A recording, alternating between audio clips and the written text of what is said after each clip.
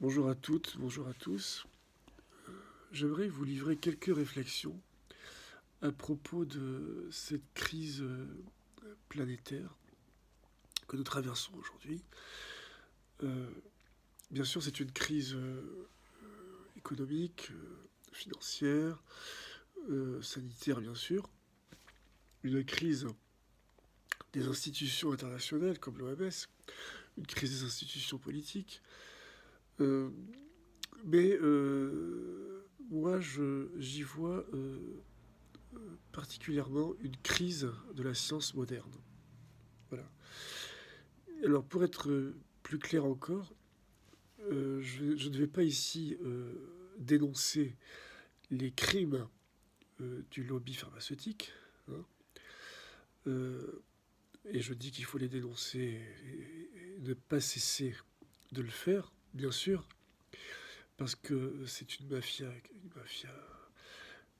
criminelle, c'est un pléonasme, c'est une mafia épouvantable, abominable.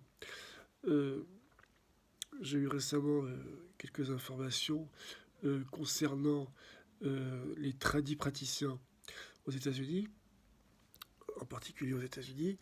Donc figurez-vous que c'est des dizaines et des dizaines, on en est à plus de 100 maintenant, hein, de tradis praticiens. Donc c'est quoi un tradit praticien? C'est un type qui soigne, qui guérit, mais qui ne fait pas partie du sérail, tout simplement. Et donc il a une connaissance des vertus curatives des plantes, une grande connaissance des vertus curatives des plantes, et qui propose donc de soigner les gens, de les guérir. Évidemment, euh, ces traitements sont très peu coûteux, puisque c'est des plantes naturelles. C'est des, voilà. Et, euh, et évidemment, ces tradis praticiens, comme le docteur Sebi, par exemple, euh, qui est un docteur. Donc, docteur Sebi, c'est le Honduras, hein, originaire du Honduras. Euh, eh bien, ses résultats étaient spectaculaires. Il guérissait, donc juste avec les plantes, hein, il guérissait des maladies terribles. Et donc, il est devenu très populaire. Il a guéri des stars à Hollywood, etc. Travolta, Michael Jackson et compagnie. Et il est devenu célèbre. Et il soignait même le sida, figurez-vous. Bon. Et évidemment, il a, les lobbies pharmaceutiques se sont sentis fortement menacés. Donc, la suite de l'histoire, bon, évidemment, ils lui ont intenté un procès, ils n'ont pas réussi à le faire tomber. Euh, et ensuite, bah, la suite de l'histoire, vous vous en doutez, il a annoncé qu'il avait trouvé un traitement sûr et efficace contre le sida, et qu'il comptait, donc un traitement qu'il comptait médiatiser, hein. Et donc, euh, quelques semaines après, il est assassiné. Bon.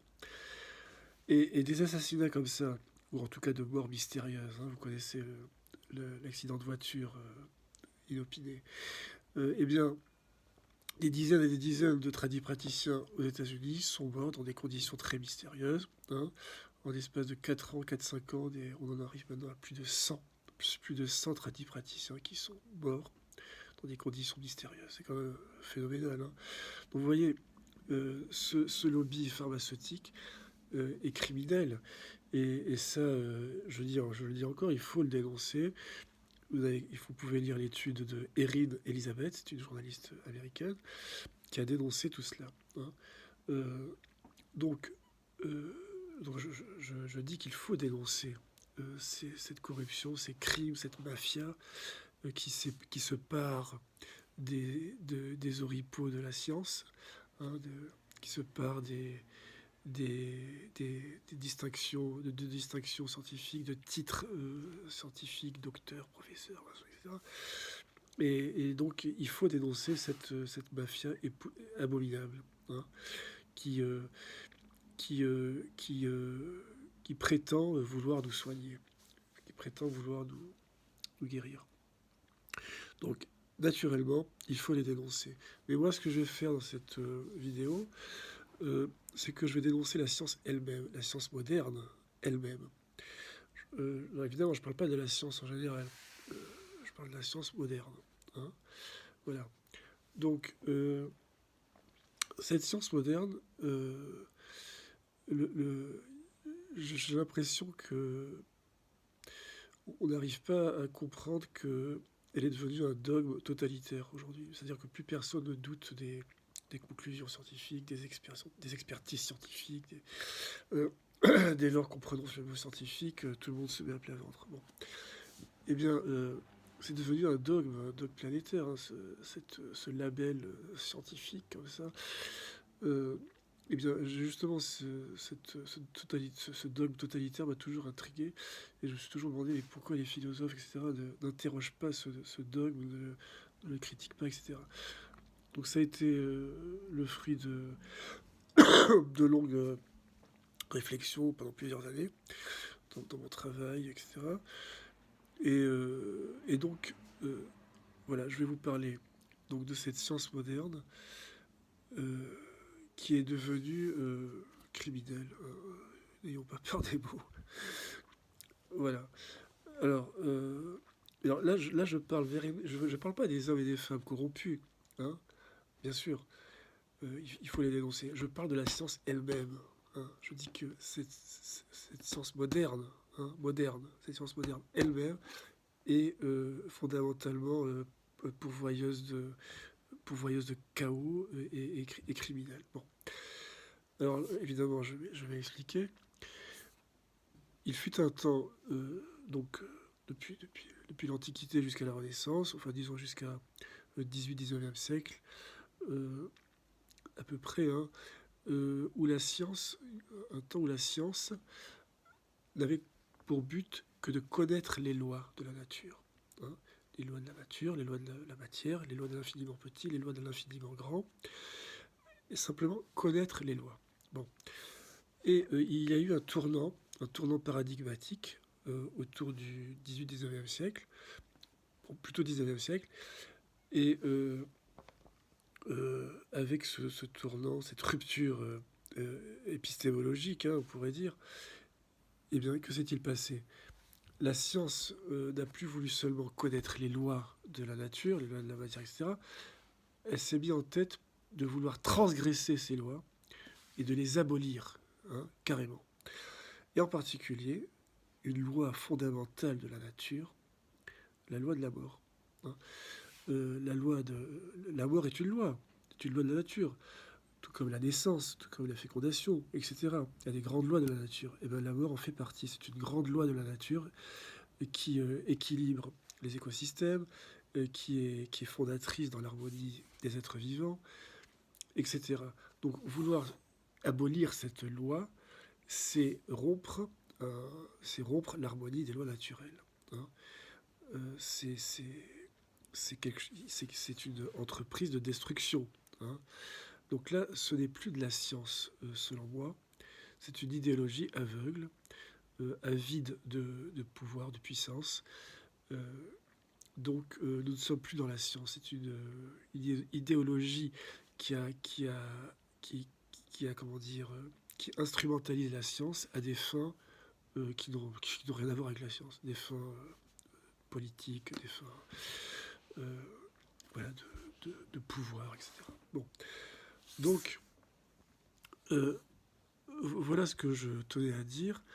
Cette science moderne qui se met en tête de vouloir abolir la mort, et c'est exactement le but des transhumanistes.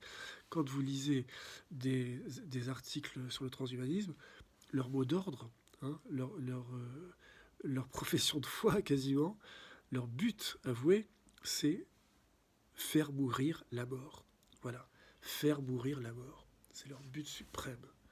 Voilà, le but suprême de la science pour eux, faire mourir la mort. Eh bien, ces gens-là, c'est dingue de se rendre pas compte qu'ils sont en train d'abolir une loi fondamentale du vivant, du monde du vivant. Aussi incroyable que ça paraisse. La mort est une loi fondamentale du monde du vivant. Voilà, une loi fondamentale du monde du vivant. Bien. Donc ces gens-là ne sont plus dans la science, ils ne cherchent plus à connaître les lois, la cohérence des lois, l'harmonie des lois. ils sont dans une volonté obstinée, aveugle, euh, de, donc d'aller vers le plus de pouvoir et le plus de puissance possible. Et évidemment, abolir la mort, c'est une, une formidable liberté. Donc il y a plus de une formidable liberté de tous les excès possibles, etc., de toutes les recherches possibles, etc. Donc c'est comment dire, c'est la porte ouverte vers tous les excès de puissance, de pouvoir, enfin, de destruction, de chaos. Donc je dis simplement que ce n'est plus de la science. Le transhumanisme n'est déjà plus de la science. Voilà, donc voilà en quoi la science moderne est en crise. Hein. Et donc je ne comprends pas qu'on fasse encore confiance à ces scientifiques, etc. Je ne dis pas que tous les scientifiques sont des givrés, mais je dis qu'une certaine mouvance de la science moderne aujourd'hui, en particulier le transhumanisme, sont des gens complètement dingues qui veulent abolir donc une loi fondamentale du vivant, du monde du vivant, et ils sont donc en train de détruire l'harmonie des lois et donc d'amener le chaos, ces gens-là. Euh, alors, vous allez me dire, oui, mais on peut connaître le chaos, on peut étudier les lois du chaos, etc. On peut contrôler le chaos. Il y a des théories aujourd'hui qui parlent du chaos contrôlé par les maîtres du monde.